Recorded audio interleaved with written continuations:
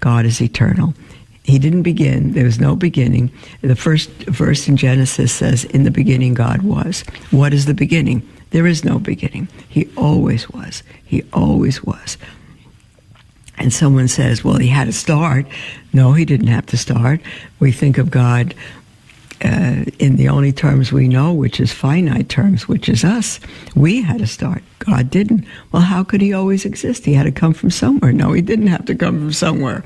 If he did, then someone would have had to have made God, and then that would have been God. No, he always was. He is, and he ever will be. Secondly, he's omnipresent. That is, he is everywhere, in every place, always. There's no place where God is not. Let's see now. Thirdly, God is immutable.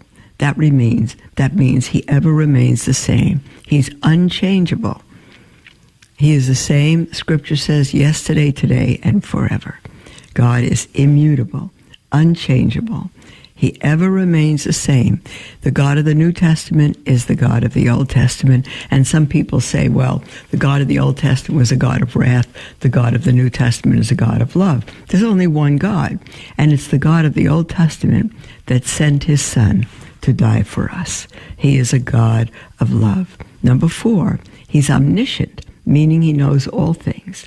The past, the present, and the future, and our inmost thoughts. There's nothing that God doesn't know. Absolutely nothing. Now we are where we left off. Number 5, God is supremely wise. He knows how to direct everything for the best in order to carry out his designs. I'm going to repeat that because some people are going through horrible trials right now, and they either lose sight of this or begin to doubt it. God is supremely wise. He knows how to direct everything for the best in order to carry out his designs. The design at which God aims is nothing else than his own glory and the good of his creatures. If the farmer wishes for a good harvest, he plows his field, manicures it, sows good seed, etc.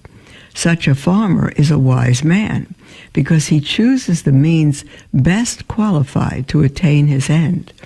God acts in an exactly similar way.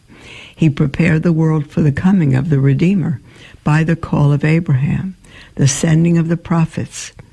The wisdom of God shows itself in the life of individuals such as Joseph of Egypt, of Moses, of St. Paul, and also in the history of nations and kingdoms.